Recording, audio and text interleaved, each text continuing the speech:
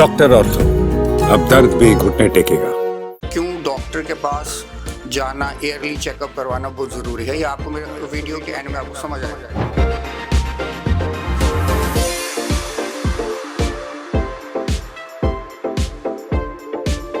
Scientifically हमारे पास कोई evidence नहीं है कि ये कोई काम करती है दवाई।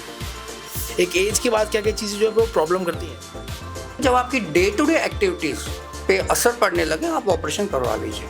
काला मोतिया, इसको हम लोग टेक्निकली ग्लोकोमा बोलते हैं।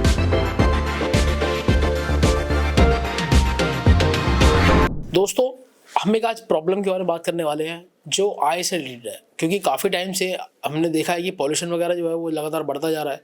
लेकिन ये वीडियो थोड़ी खास होने वाली है क्योंकि इसमें हम स्पेसिफिकली जो एजेड लोग होते हैं उनके बारे में बात करेंगे कि क्या उनको प्रॉब्लम हो सकती है, क्या कॉजेज़ हैं उसके, और क्या उसका जो है रिएक्शन वगैरह से क्या फ़र्क पड़ता है बॉडी में या आइज़ पर क्या फ़र्क पड़ता है।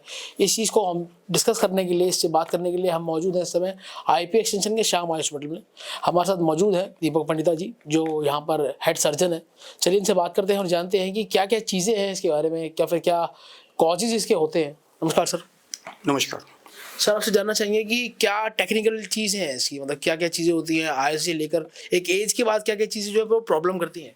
हाँ, नमस्कार हिमांशु जी। मैं समझता हूँ ये वीडियो बहुत ही इम्पोर्टेंट है, खासकर उन लोगों के लिए जिनकी एज 50-55 जिन्होंने क्रॉस किया है। तो आज मैं स्पेसिफिकली ये वीडियो उन्हीं एज ग्रुप के लिए बनाना चाहता हूँ। बहुत कुछ इम्पोर्टेंट कंडीशंस हैं जो हमें समझनी होगी कि क्या क्या प्रॉब्लम आ सकती है आई में, उसके लिए क्या प्रिकॉशंस लेनी है, क्यों डॉक्टर के पास जाना, ईयरली चेकअप करवाना बहुत ज़रूरी है, ये आपको मेरे वीडियो के एंड में आपको समझ आएगा। तो कुछ जो मोस्ट इम्पॉर्टेंट कंडीशन जो मुख्य तौर से देखी जाती हैं एज में, आपको पता ही है, मोतिया है, सफ़ेद मोतिया, फिर एक और कंडीशन है काला मोतिया, और कुछ और ऐसी कंडीशंस हैं। तो मैं एक एक करके आपको सब समझाता हूँ। देखिए, पहले हमें समझना होगा जो हमारी आँख है ना, एक कैमरा की तरह काम करती है। इसमें एक लेंस लगा होता है और पीछे जो पार्ट है पर्दा होता है। रेज ऑफ लाइट जो आती है वो लेंस से फोकस होते हुए, हमारे यहाँ एक नेचुरल लेंस लगा होता है यहाँ पे, लेंस से होते हुए हमारे पर्दे पे इमेज बनाती है।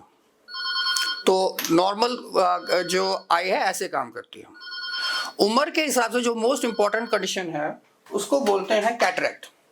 कैटरैक्ट मतलब समझ लीजिए वाइट मोतिया, मैं रिपीट कर रहा हूँ, सफ़ेद मोतिया, वाइट मोतिया, कैटरैक्ट एक ही कंडीशन है, मोतिया बिंद जिसे कहते हैं। इसमें जो हमारी आंख का जो नेचुरल लेंस होता है, जो कि नॉर्मली पारदर्शी होता है, ट्रांसपेरेंट होता है, ये सफ़ेद हो जाता है। तो लगभग दिखने में ऐसे हो जाता है, सफ़ेद हो जाता है।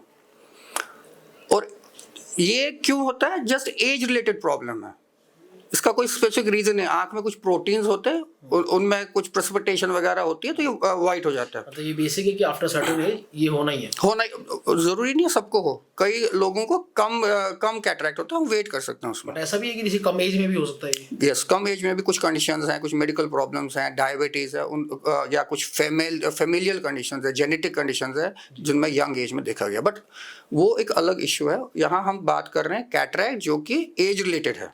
हाँ, अब कैटरैक्ट का आप सोचिए, कोई हम लोग बोलते हैं ये इसकी दवाई डालनी है, कोई लोकल दवाई डालनी है, कोई होम्योपैथिक दवाई डालनी है। साइंटिफिकली हमारे पास कोई एविडेंस नहीं है कि ये कोई काम करती है दवाई, कोई भी साइंटिफिक एविडेंस नहीं है।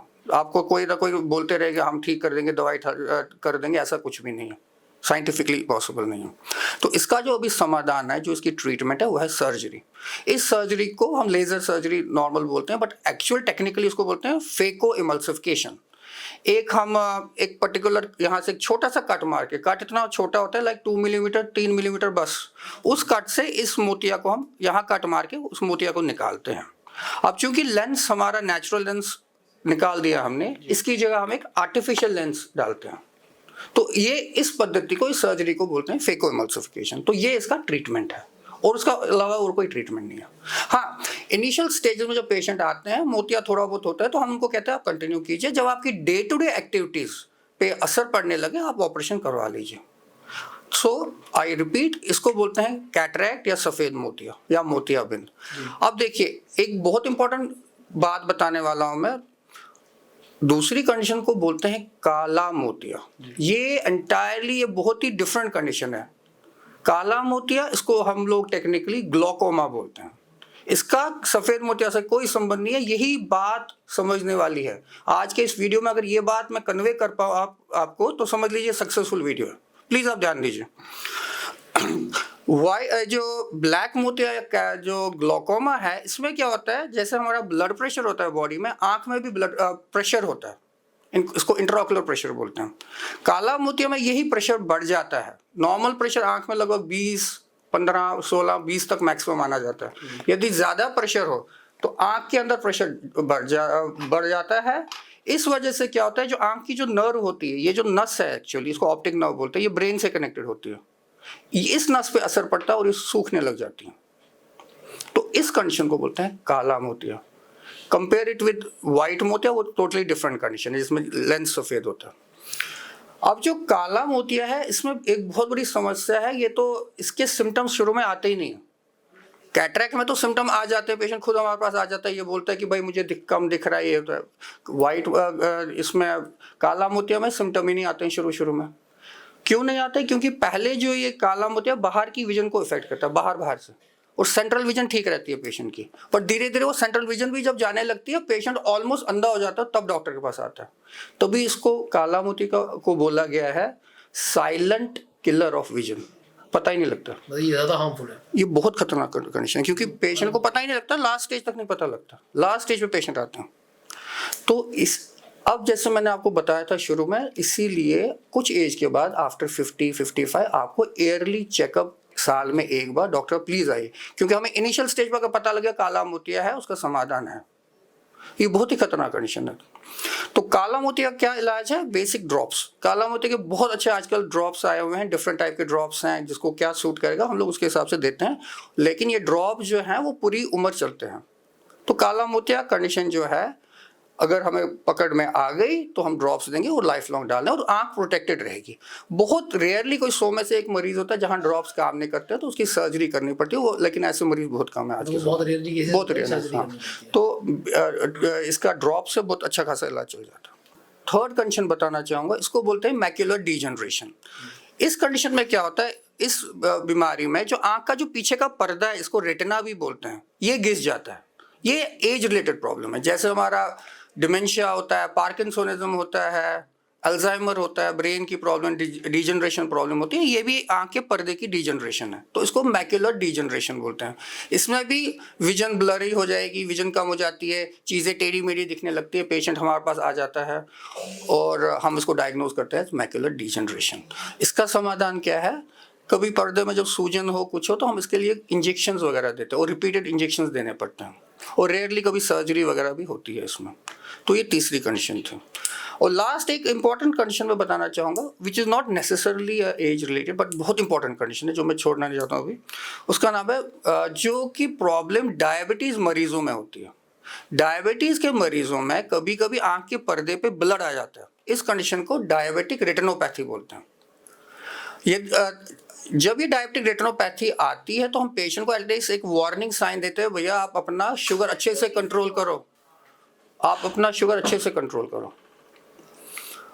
तो डायबिटिक रेटिनोपैथी में क्या होता है, आंख के पर्दे के ऊपर खून के दाग आ जाते हैं और अगेन विजन ड्रॉप हो सकती है। इसका समाधान है इनिशियल स्टेज में शुगर कंट्रोल अच्छे से करना है, लेकिन लेटर स्टेज पे अगर डायबिटिक रेटिनोपैथी बढ़ जाती है तो हमें कुछ इंजेक्शंस देने पड़ते हैं या सर्जरी करनी पड़ती है। तो इस कंडीशन को डायबिटिक रेटिनोपैथी बोलते हैं। इसलिए एक इंपॉर्टेंट बात बताना चाहूँगा मैं कि हर डायबिटीज़ के मरीज को हम बोलते हैं आप बीच बीच में, साल में एक बार, 6 महीने एक बार आई स्पेशलिस्ट को ज़रूर दिखाइए, ताकि हम ये रूल आउट करें कि रेटिनोपैथी है कि नहीं है। इस कंडीशन के लिए इम्पोर्टेंट है। सर, एक बेसिक प्रोटेक्शन है जो फॉलो कर सकते हैं लोग, मतलब जैसे सपोज अगर इनकेस वो बाहर जा रहे हैं, आ रहे हैं, या फिर जैसे क्या फिर काम कर रहे हैं पीसी वगैरह पे, तो वो भी थोड़ी सी अफेक्ट करती है इस पर। हाँ, जैसे आजकल ये पीसी का ज़माना है, कंप्यूटर्स का ज़माना है, तो आई प्रोटेक्शन के लिए जनरली हम एंटी ग्लेयर ग्लासेस वगैरह बोलते हैं, बट अगेन इसकी बहुत साइंटिफिक एविडेंस नहीं है कि वो हेल्प करता है। हेल्प जो चीज़ करती है वो ये है कि हमें लगातार कंप्यूटर पर या स्क्रीन पर नहीं बैठना है, अवॉइड करना है, जितना ज़रूरी काम है उतना करो। ये प्रैक्टिकल टिप है। ये आप गॉगल लगा वो करो, उसका कोई एविडेंस नहीं है कि वो आपको बचाएगा। और अगर आपका मजबूरी है, काम ऐसा है कि आपको कंटिन्यूस बैठना है, तो आप ब्रेक लीजिए। जैसे आधा घंटा हो गया, थोड़ा आंख बंद कर लीजिए, आधे घंटे बाद थोड़ा रिलैक्स हो जाइए, थोड़ा बाहर दूर का देखिए। दूर का देखने से क्या आंख रिलैक्स हो जाती है। बाहर खिड़की के बाहर देखिए, आप 5 मिनट का ब्रेक लीजिए, then again start your work. और अगर आपको लगता है आंख ड्राई हो रही है, कुछ प्रॉब्लम्स है, तो छोटे मोटे उसमें अच्छे आई ड्रॉप्स आते हैं, ल्यूब्रिकेटिंग आई ड्रॉप्स आते हैं जो सेफ होते हैं, तो आप वो यूज़ कर सकते हो। वो डॉक्टर के under the supervision of doctors. जैसे सर ये स्पेशल वीडियो है कि एज कैटेगरी के लिए है, तो मैं आपसे चाहूँगा कि आप सजेशन कोई देना चाहें जो डेली एक रेमेडी है वो फॉलो कर ले लोग, या फिर कोई सजेशन आप उनको देना चाहें। डेली रेमेडी एक यूनिवर्सल रेमेडी है जो हमें समझना होगा, वो है हेल्थ का ध्यान, जनरल हेल्थ का ध्यान रखना। आपकी बॉडी का हेल्थ अच्छा होगा, आँख भी ठीक रहेगी। What does it mean? आप regular exercise, yoga, relaxation, meditation क्यों, डायबिटीज़ है, अपना ब्लड प्रेशर है, उन चीज़ों पे हेल्प करती है। वो तो साइंटिफिक एविडेंस है आजकल। तो मेडिटेशन ये सब इम्पोर्टेंट है, और न्यूट्रिशन आपका इम्पोर्टेंट है। फैटी चीज़ें कम खानी है, प्रोटीन ज़्यादा खाना है। तो जनरल हेल्थ आप रखेंगे अच्छी, तो आई भी अच्छी रहेगी, नंबर 1। नंबर 2, जो इम्पोर्टेंट आज वीडियो का एक मकसद मुझे बताने का था कि क्यों 50-55 ईयर्स के बाद हमें डॉक्टर को once in year at least checkup करवाना चाहिए। ये इंपॉर्टेंट मैसेज मैं देना चाहता हूँ अपनी ऑडियंस को, क्योंकि मैंने अभी आपको बताया काला मोतिया जैसी बीमारी, मैकुलर डिजनरेशन, रेटिनोपैथी, ये पता ही नहीं लगती है शुरू में। तो अगर आप डॉक्टर को दिखाओगे, वो शुरू में ही इसको डायग्नोज करेगा, और हम ट्रीटमेंट अर्ली स्टेज पे करेंगे, और उसका रिजल्ट भी अच्छा आएगा। तो दोस्तों सुना आपने कि कितनी इंपॉर्टेंट चीज़ें हैं, पॉइंट जो इन्होंने बताए हैं। आपको बिल्कुल भी जो है लापरवाही नहीं करनी है। कितनी चीज़ें ऐसी हैं जो आपका ध्यान रखना चाहिए, आपको ज़रूरी होता है, आप नज़रअंदाज कर देते हैं। ऐसे में वो आपकी सेहत के लिए बहुत ज़्यादा परेशानी खड़ी कर सकता है। बिल्कुल भी लापरवाही ना करें, हमेशा क्वालिटी प्रेफर करें, और आफ्टर सर्टन एज 50 के बाद या 55 के बाद आप डॉक्टर के पास जाना आपके लिए बहुत ज़रूरी है, अगर आप चाहते हैं कि अपना ध्यान रखें और अपनी फैमिली का ध्यान रख पाएँ। कैमरामैन अजित के साथ हिमांशु कौशिक। डॉक्टर ऑर्थो, अब दर्द भी घुटने टेकेगा।